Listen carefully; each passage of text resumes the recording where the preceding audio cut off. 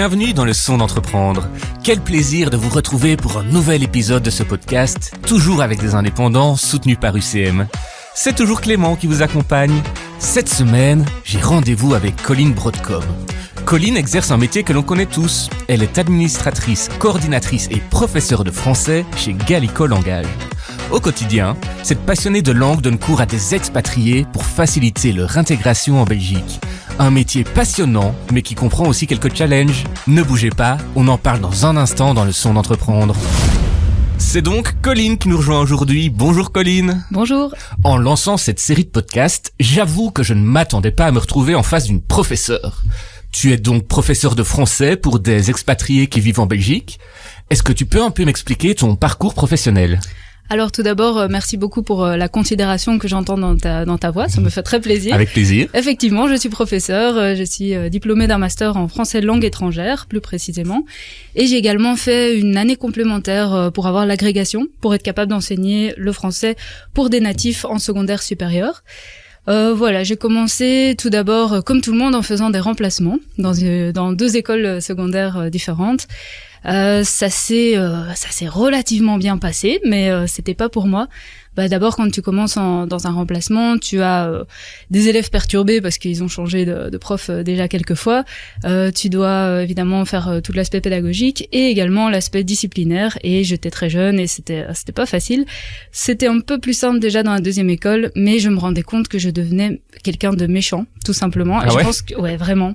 Et je crois que c'est très difficile d'être un prof et de rester bienveillant envers les étudiants. Et j'ai réalisé qu'en fait, ce dont j'avais besoin, c'était un public qui avait envie que je sois là, qui avait de la considération dans la voix et qui aimait mes cours déjà de base, en fait, que je n'avais pas besoin de convaincre, mais que je pouvais simplement divertir, intéresser, amuser, mais avec à la base déjà une bienveillance envers moi. Et donc c'est comme ça que je me suis tournée vers l'enseignement aux adultes. Et là j'ai hésité, je voulais peut-être faire de la promotion sociale, mais je me suis rendu compte que les horaires étaient vraiment compliqués. Donc finalement je n'ai pas accepté l'offre d'emploi pour laquelle j'avais postulé, parce que comme c'est pour des adultes, c'est souvent le soir. Forcément, et avec peu de flexibilité dans les horaires. Enfin, on s'engage pour un boulot d'employé, donc l'horaire est déjà fixé. Du coup, je suis passée indépendante en 2017 et c'était très très chouette parce que j'ai travaillé tout d'abord pour la F9, qui est un centre de langue pour Kelly à l'ULB, mais qui fait aussi beaucoup de cours de français pour les volontaires de Médecins sans frontières. Donc j'ai donné du français orientation médecine, orientation logistique. Donc c'était super intéressant. Voilà, il y avait beaucoup de choses à créer. Et puis j'ai continué pour d'autres centres de langue. Et puis finalement, j'ai passé le cap et j'ai eu tous mes propres clients. Donc ça, c'est très important comme cap à passer. Et très très peu de profs de français le passent parce que ça fait peur, c'est difficile. On n'a pas de formation en marketing. Donc voilà. Maintenant, ce cap est passé et je suis plutôt maintenant coordinatrice et j'arrive au 2e cap que je dois passer, qui est de ne plus donner cours, mais compter entre guillemets uniquement sur le travail des professeurs qui travaillent avec moi et dégager suffisamment de bénéfices que pour me payer moi-même en tant que coordinatrice, ce qui n'est pas facile. Comment tu as vécu le fait de passer en indépendante ? J'imagine que pour toi, ça devait quand même représenter un fameux risque. Alors moi je ne réalisais pas du tout les risques, ma famille bien, donc ma mère et mon père m'ont parlé une fois ou deux pour m'en dissuader, en me demandant est-ce que tu as bien réfléchi aux conséquences possibles. Enfin ça a l'air compliqué, il y a beaucoup d'administratifs, beaucoup de comptabilité. Alors un truc qu'il faut savoir aussi, c'est que quand on a un master, on n'a pas besoin de passer une formation en gestion en comptabilité, ce qui est le cas si on n'a pas de master. Et en fait c'est intéressant parce que 3 ans ou 4 ans plus tard, je voulais comprendre un peu mieux ma comptabilité, donc j'ai imprimé tout le syllabus et je l'ai lu tout un été en vacances et j'ai réalisé des choses. Je me suis dit ah oui c'est vrai, je me rappelle de ça, je l'ai compris petit à petit, et même j'ai découvert de nouvelles informations. Et donc je comprends maintenant pourquoi cette idée d'examen de gestion est là. C'est parce que tu peux vraiment te mettre dans une situation difficile. Et moi je pense que ce qui a facilité mon passage à l'état d'indépendant, c'est vraiment ce contrat que j'avais avec le centre de langue qui avait le client MSF. Alors c'était pas c'était pas très sûr comme boulot parce que en fait il me contactait une semaine avant, j'avais mon horaire de la semaine d'après, donc c'était pas quelque chose qui correspondait pour un adulte avec enfant par exemple, mais à l'époque ça me convenait très bien et c'était génial et ça m'a aidé à faire ce passage. Et ensuite petit à petit j'ai eu d'autres centres de langue et voilà mes clients se sont étoffées et grâce à ça, j'avais pas vraiment de souci de nombre d'heures. Après avoir été indépendante, ta première expérience indépendante, tu as lancé ton centre de langue qui s'appelle Gallico. Comment est-ce que tu es arrivé là? Au début, je travaillais toujours pour MSF, pour le centre de langue avec MSF. Et là, j'ai eu mon premier client en entreprise. Et au début, j'étais juste Colline Broadcom. J'avais pas fait l'idée du centre de langue vraiment. Mais ça m'a vraiment ouvert les yeux sur le fait que je pouvais avoir mes propres clients, que j'avais pas besoin forcément d'intermédiaires et qu'il y avait des possibilités là-dedans. Et ensuite, peu avant le Covid, j'ai passé le cap, encouragé par mon compagnon, qui m'a vraiment dit, voilà, si je pouvais pas avoir tout, je pouvais pas avoir la sécurité et les projets personnels, la liberté vraiment et tout. J'avais déjà une certaine liberté en tant qu'indépendante travaillant pour des centres de langue, mais là j'en voulais plus et j'avais envie de réaliser quelque chose et donc voilà, il m'a encouragé, il m'a dit que financièrement il y avait pas de souci pendant une certaine période si j'avais du mal et je trouve que, en fait, j'ai un peu l'impression que quand on est indépendant et qu'on veut passer ce type d'étapes, c'est comme des études. On va passer un certain temps à apprendre des choses et à ne pas forcément gagner beaucoup d'argent. Et en fait, c'est comme si mon compagnon m'avait payé des études, honnêtement, il m'a donné cette possibilité et c'est génial. J'ai eu aussi beaucoup de chance. Je suis passée en indépendante réelle totale juste avant le Covid et donc grâce à ça moi j'étais déjà à fond sur le en ligne parce que je n'avais pas de quoi me payer des locaux et donc j'étais déjà prête pour les cours en ligne et j'ai eu beaucoup de nouveaux clients grâce à cette situation. Et comment tu fais pour te faire connaître pendant le Covid? Alors ça, c'est une formidable aventure. J'ai hâte de vous en parler. Donc, j'ai commencé de la publicité sur Facebook. Et là, de nouveau, j'y connaissais rien. C'est mon compagnon qui m'a aidé à lancer la pub. Mais comme je n'y connaissais absolument rien, et évidemment, il a pas tout fait pour moi. Il m'a juste encouragé, il m'a juste présenté un peu l'interface. Et donc, j'ai fait une publicité pour des cours de français en ligne et je l'ai mis au niveau mondial. Très mauvaise idée. Alors déjà, j'ai dépensé 4 000 € cette année-là en publicité parce que c'était le Covid, on sortait pas, donc j'avais plus d'argent que d'habitude. Mais en fait, comme c'était mondial, et j'avais mis une image qui représentait une femme qui prenait des cours de langue en ligne. Et je pense que c'était aussi peut-être une erreur. J'ai eu beaucoup d'Indiens, honnêtement, c'est comme ça. J'ai eu beaucoup d'Indiens qui m'envoyaient des messages à caractère sexuel. Ah ouais. Et c'était très frustrant. Vraiment, en fait, à la fin, j'avais du mal à me connecter à mon compte Facebook pour aller voir les messages. Et je pense que j'ai dû passer quelques clients légitimes là-dedans parce que ils envoyaient sexe en majuscule. Donc, je ne comprends pas. Oui, et ça se voit, il était marqué 10 € l'heure. Peut-être que ça les a, ça a fait quelque chose. Mais d'un autre côté, j'ai aussi rencontré, grâce à cette publicité, une dame expatriée qui habitait à Bruxelles et qui était femme au foyer et qui m'a pris pour vraiment, je crois, 30 heures de cours privés pendant la période Covid en ligne. Donc, c'était génial. Et en fait, c'est vraiment ce truc-là, c'est que en tant qu'indépendant qui essaye d'avoir des clients, tu dois passer à travers plein de merde pour avoir un client réel qui va t'amener beaucoup. Et c'est ça c'est dans cette optique-là qu'il faut travailler. Et aujourd'hui, tu estimes que tu as combien d'étudiants par mois, par exemple? Là, je pense que j'ai une dizaine de cours de groupe qui tournent et il y a entre 4 et 6 étudiants par groupe. Je garde le nombre d'étudiants assez petit pour qu'ils profitent vraiment bien du cours. Et je dois avoir une vingtaine d'étudiants privés. Donc voilà. Ouais, j'ai environ 15 professeurs qui travaillent avec moi, mais c'est très variable, hein, parce que comme ce sont des indépendants, parfois ils arrêtent pendant un temps, après ils me disent je suis libre de nouveau. Enfin voilà. Et c'est quoi le profil des personnes qui font appel à toi? Sont des entreprises, sont des privés? Ce sont en général des expats. Ça va être des gens qui ont plus d'argent, mais qui souhaitent des cours avec peu d'étudiants dedans pour pouvoir parler plus. Et ce sont des gens aussi qui maîtrisent déjà les outils en ligne, l'ordinateur, etc. Parce que malheureusement, j'ai essayé j'avais un étudiant qui voulait participer au cours, mais qui ne parlait pas anglais, alors que les explications sont parfois données en anglais pour aller plus vite et pour convenir aux gens, mais le prof ne parle pas forcément espagnol, par exemple. Et en plus, il avait des soucis avec le en ligne, etc. Et moi, je peux pas passer 2 heures pour chaque nouveau client à faire un Zoom avec eux et à leur expliquer comment ça marche. Et c'est ça que j'ai dû apprendre aussi petit à petit, c'est que en ayant une entreprise privée, je pouvais pas faire dans le social autant que ce que j'aurais voulu. C'est très important à pointer. Si j'ai bien compris, la majorité de tes cours se passent en ligne.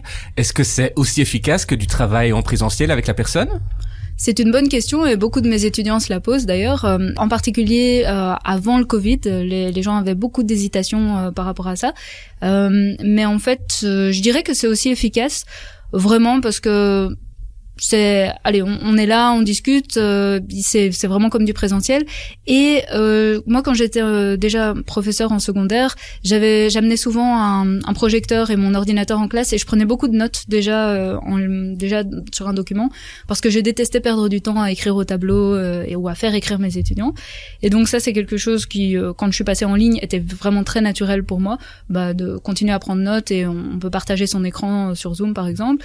Donc ça, c'était très bien. Moi, je crois que ce qu'on perd un peu, c'est la chaleur humaine, le fait de dire bonjour. Pour les étudiants, ce qu'on perd, c'est le petit café juste avant les cours, se voir. Il y a pas ce lien-là. Moi, j'essaye de le recréer en organisant une fois par mois une soirée jeux de société à Bruxelles. Chouette. Ouais, parce que la majorité de mes étudiants sont à Bruxelles, donc je fais une soirée là-bas. À l'époque, ce qui m'avait beaucoup fait rire, c'était la différence de physique, parce que vraiment sur Zoom, on n'a pas la même tête, et donc parfois ça me choquait, j'étais pas sûre de reconnaître la personne. Et alors une fois, ça c'était trop drôle, j'avais une étudiante qui était gynécologue obstétricienne, donc elle me parlait souvent de son boulot à l'hôpital et tout. J'aimais beaucoup lui donner cours et elle était blonde, j'avais l'impression qu'elle était très grande en fait. Vraiment, moi je l'imaginais très grande parce que j'avais un peu d'admiration pour elle parce que je trouvais ça super. Elle me parlait toujours de ses cas très difficiles avec des petits bébés qu'elle sauvait et tout. Donc moi j'étais pleine d'admiration. Et puis on se rencontre une fois, on fait une après-midi jeu de société au parc à ce moment-là, c'était l'été. Elle arrive et je vois qu'elle est toute petite. Et ça m'a vraiment choquée parce que je me dis mais Kate, mais tu es petite en fait. Et c'était très drôle de voir la différence. C'est quoi l'objectif final de tes étudiants quand ils viennent te voir? Ils veulent savoir bien s'exprimer, avoir une conversation, écrire un mail, écrire un livre, je ne sais pas. Ça dépend vraiment de chaque personne, mais je pense que la nature des cours que je propose, donc je propose des cours de groupe flexibles, très flexibles, donc où on s'engage pour 1 mois et il n'y a pas de manuel à acheter, ce qui souvent n'est pas le cas dans d'autres centres de langue qui demandent de s'engager pour 3 mois minimum, d'acheter un manuel avec lequel ils travaillent, etc. Donc la nature de mes cours qui est comme ça fait que les étudiants qui viennent chez moi ont en général comme objectif, soit en très débutant ils veulent apprendre à parler, vraiment parler, et la méthode A1 que j'ai créée est faite pour ça, soit ce sont des A2, ils veulent vraiment réviser, soit ce sont des B1 et ils veulent élargir leur vocabulaire, devenir plus fluide. Et là, la manière de travailler des professeurs est faite pour ça. Donc, on leur demande les thèmes qu'ils souhaitent. On oriente vraiment à fond sur l'oral également. Donc, voilà, je pense que je respecte assez bien les objectifs de mes étudiants. Et maintenant, ce que j'aimerais développer également, c'est aussi des cours privés qui sont destinés spécialement à préparer une conférence, à des interventions en français. J'ai eu récemment une étudiante qui a fait appel à moi pour ça, et c'était très chouette de préparer ça avec elle. Donc, d'abord, elle me fait sa conférence, je note toutes les fautes, je lui fais un petit topo, elle s'engage à y travailler, et ensuite, elle refait sa conférence et je l'enregistre, et comme ça, je lui pointe encore les quelques fautes qu'elle a fait, et voilà, elle est prête. Et ça, c'est un projet que j'ai à cœur de développer. Et comment tu développes tes propres méthodes justement d'enseignement? J'ai utilisé beaucoup de manuels différents au cours de ma carrière et j'ai une petite idée de ce qui moi en tant que professeur m'avait déplu. Cet été, à partir de mai, j'ai travaillé avec une autre prof qui est en freelance et j'ai créé avec elle en collaboration une méthode niveau A1 et c'était très chouette parce qu'elle avait tout l'aspect design un peu qu'elle maîtrisait déjà parce qu'elle avait déjà créé des méthodes auparavant et moi je lui donnais un peu des directions aussi sur le contenu, ce que je voulais, et elle aussi, elle m'a apporté des choses. Et voilà, je crée une méthode pour qu'elle soit la plus efficace possible pour des niveaux 0 quand ils arrivent en Belgique, par exemple. Est-ce que tu sais un peu me faire le squelette d'une séance type? Alors, ça dure, pour un cours de groupe, ça dure 1h30 en général. C'est souvent le soir, de 6h30 à 8h, c'est ce qu'on a vu comme horaire qui était le plus adapté. On dit bienvenue aux étudiants, leur pose quelques questions, un petit échauffement, juste une petite discussion comme ça. Et ensuite, on rentre dans le vif du sujet. Alors souvent, en pédagogie, ce qu'on voit, c'est que il y a une organisation. En général, on leur donne un document écrit, oral à découvrir. Ensuite, on le traduit avec eux, on vérifie la compréhension. Ensuite, on va travailler quelques points de grammaire qui ont été amenés par ce texte et vérifier qu'il l'est. Et souvent, on a déjà à l'avance prévu un point de grammaire plus important. Et à la fin, petit exercice, souvent des conversations par pair. Et alors, les salles Zoom, c'est sympa parce qu'il y a des sous-groupes. On peut faire des sous-salles pour qu'ils puissent discuter tranquillement. tranquillement sans se déranger les uns les autres. Et le prof passe de salle en salle, vérifie ce qui est dit. Et voilà, souvent c'est comme ça. Tu dis aujourd'hui que tu es plus dans l'aspect coordination. Ça te manque pas trop de donner cours? Alors oui, quelque part oui, mais j'ai quand même quelques heures de cours. Ça, j'ai gardé des choses. Mon entreprise, oui, elle fonctionne bien. Franchement, je suis contente. Par exemple, en ce moment, j'ai un partenariat avec le comité d'accueil des stagiaires de la Commission européenne. Donc ça, c'est un super partenariat parce que ils me font beaucoup de pubs pour tous les nouveaux arrivants. Et il faut savoir que à chaque session, en mars et en octobre, il y a plus ou moins 900 personnes qui arrivent. C'est un super partenariat. Je suis très contente et les choses avancent. Mais à nouveau, comme à l'époque où j'ai arrêté de travailler pour les centres de langue, c'est quand même un passage, c'est quand même un moment clé où, oui, on va pas gagner d'argent tout de suite et énormément.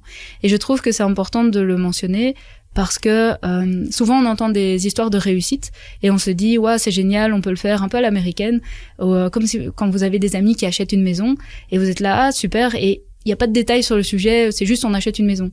Et en fait, après, tu te rends compte que leurs parents leur ont donné 100 000 euros, par exemple, ou prêté ou quoi que ce soit.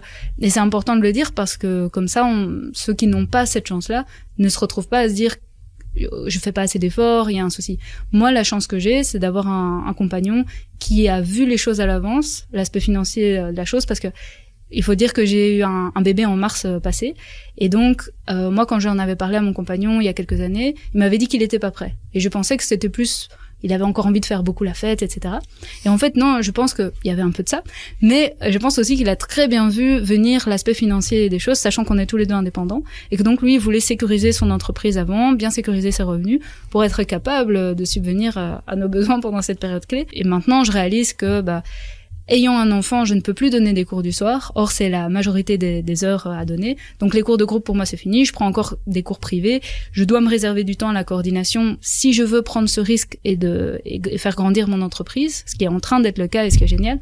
Mais j'aurais jamais pu le faire si mon compagnon n'assurait pas derrière au niveau financier. Et ça, je trouve que c'est important de le dire pour montrer la réalité des choses, quoi. Comment tu gères le fait d'être jeune maman et indépendante ? C'est pas facile du tout. Spoiler. Alors, ouais, c'est vraiment pas facile. Je pense que si je gère bien, c'est vraiment grâce aussi à ma famille. Il faut bien savoir s'entourer. À l'époque, quand j'ai accouché, il y a la tante de mon compagnon qui est venue 1 mois chez nous. Et c'était magique parce que elle s'occupait vraiment bien de moi et elle faisait à manger, elle lavait les vêtements du bébé. Donc je me souviens d'une fois où avec mon compagnon on changeait le bébé et puis on se rend compte que son tiroir est vide et on était tellement dépassés par les événements qu'on n'avait pas du tout vu qu'il avait plus de body propre. Et là sa tante arrive royale avec une pile de body repassé, lavé, frais. C'était magnifique et on était très soulagés. Mais voilà, c'est des moments un peu stressants et tout, fatigants. Là maintenant il a 10 mois en ce moment et il est génial, il est magnifique, il grandit bien, mais c'est toujours un défi d'être parce que voilà, c'est une charge mentale énorme et ça change la vie clairement, il faut être là pour lui. Il y a les horaires de la crèche, voilà, moi je peux plus travailler le soir, mais je dirais que j'ai de la chance. Ouais, vraiment, l'aspect financier, la famille qui est autour de moi, mon compagnon qui est, malgré tout le taf qu'il fait, parce que lui, il travaille temps plein depuis le début, malgré ça, il était présent, il se lève la nuit, il change le bébé, enfin, il est là pour le bébé autant qu'il le peut. Donc, j'ai vraiment de la chance. Et je dirais que le truc important aussi, c'est d'être une bonne équipe. Donc notre fonctionnement, c'est qu'à chaque fois que l'un de nous deux est malade ou très fatigué, l'autre le voit et il prend sur lui et il assure. Et ça, c'est génial parce qu'il n'y a pas de ressentiment, il y a que du travail d'équipe. T'en as déjà un peu parlé, mais t'as aussi dû revoir le rythme de tes journées. Bien sûr, oui. Comment ? Je me lève beaucoup plus tôt qu'avant, ça c'est sûr. Le bébé se réveille en général vers 6h, 7h du matin. Donc je prépare à manger pour lui pour son midi, je l'emmène à la crèche. Je peux l'amener entre 7h30 et 9h.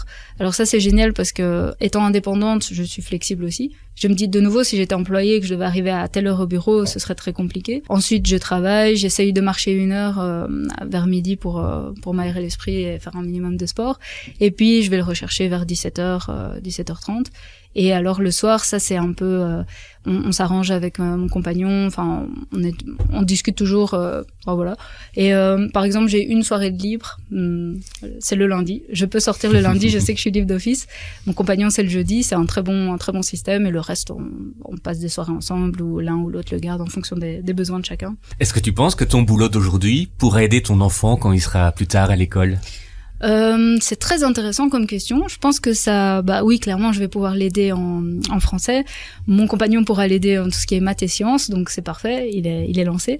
Mais je pense que en plus de ça, ce qui est très important, c'est ce qu'on donne à nos enfants en plus des matières de l'école. Et ça, c'est la grosse question des classes et des transferts de classe. Je regardais un documentaire l'autre fois sur des transferts de classe et c'était très intéressant parce que toutes ces personnes qui sont nées dans des classes sociales qui gagnaient pas beaucoup d'argent, qui n'étaient pas destinées à l'UNIF, etc. Ils ont parfois un sentiment de comment dire, le fait qu'ils ont un sentiment de ne pas être à leur place, un sentiment d'usurpation un petit peu. En fait, c'est parce que il y a ce qu'on apprend à l'école, mais ensuite il y a les codes et il y a comment la société fonctionne, etc. Il y a des choses qu'on apprend chez nous. Et moi, je me souviens que quand j'étais petite, je pense qu'on n'avait pas énormément d'argent, mais ma mère avait fait l'UNIF. Elle avait fait des études en bachelier, mon père aussi, mais elle était très, elle est très orientée sur la littérature, l'art, etc. Je devais faire un exposé sur un peintre à l'école quand j'étais petite. Elle m'avait emmenée voir une exposition, on avait pris des photos. La prof était très impressionnée et je me souviens d'avoir été très fière de ça. Et je me suis dit, oui, j'avais l'impression que grâce à ça, j'avais plus de valeur à ses yeux et je voyais d'autres enfants qui n'avaient pas eu ce soutien de leurs parents et je voyais que la prof les regardait différemment et moi je me suis dit je suis bien placée, c'est bien, enfin je sentais que c'était positif. Et quand j'ai commencé mes études, si j'ai fait l'UNIF, j'étais vraiment je me sentais pas vraiment à ma place, j'avais peur de rater et puis je me suis dit non, parce que ma mère pour elle, je crois qu'il y avait pas vraiment d'autres possibilités. Elle me voyait pas faire autre chose. Et donc, dans les yeux de ma mère, j'avais ma place là-bas. Et donc, j'ai senti ma place et j'ai bien travaillé. Et voilà, j'ai réussi, il y avait pas de souci. Mais je me dis, quelqu'un qui, dans sa famille, ne voit pas ça dans les yeux de ses parents, c'est plus dur. Et je me dis, si plus tard, Thomas veut être entrepreneur, il le verra dans les yeux de ses parents qu'il peut le faire. Et on aura évidemment des conseils très pratiques à lui donner. Donc voilà, et il aura le soutien sans doute financier de sa famille. Donc c'est vraiment, ça va vraiment au-delà de l'école, c'est sûr. Est-ce que tu te souviens de ton premier élève chez Gallico? Mon premier élève chez Gallico, c'est une bonne question. Je pense alors que ça sera Mihailo. Je vais lui envoyer le podcast comme ça, il va écouter. C'était le premier étudiant que j'avais eu dans une entreprise alors que je travaillais encore pour le centre de langue du tout début. Donc c'était un étudiant super sympa. C'était ma cousine qui avait vu un post sur LinkedIn qui m'avait dit une entreprise cherche un prof de français à Louvain-la-Neuve. Contacte-les, c'est intéressant et tout. Je les avais contactés, ils m'avaient prise, j'étais très surprise, j'étais contente. Et alors à l'époque, je faisais des efforts de fou parce que c'était mon premier client, donc j'avais pas rien d'autre à faire parce que j'avais beaucoup de boulot, mais en tout cas, j'avais beaucoup d'énergie, de volonté. Et donc, on allait à Bruxelles-Schumann au Exki 2 fois par semaine le matin. On avait rendez-vous à 7h30. Moi, j'habitais à Bruxelles et j'habitais à Louvain-la-Neuve et je devais aller à Bruxelles. Et lui habitait à Bruxelles et devait aller à Louvain-la-Neuve. Et donc, on se rejoignait là à la gare. Cours de français hyper intensif. Et en fait, il a appris le français en 1 an, vraiment. Mais c'était un gars super doué qui connaissait déjà plusieurs langues. Et c'était fantastique parce que là on parlait de qualité du public et des étudiants qui sont contents. Il était super content, donc vraiment c'était super chouette et maintenant il parle super bien français, donc c'est une grande fierté. T'as encore des contacts avec lui?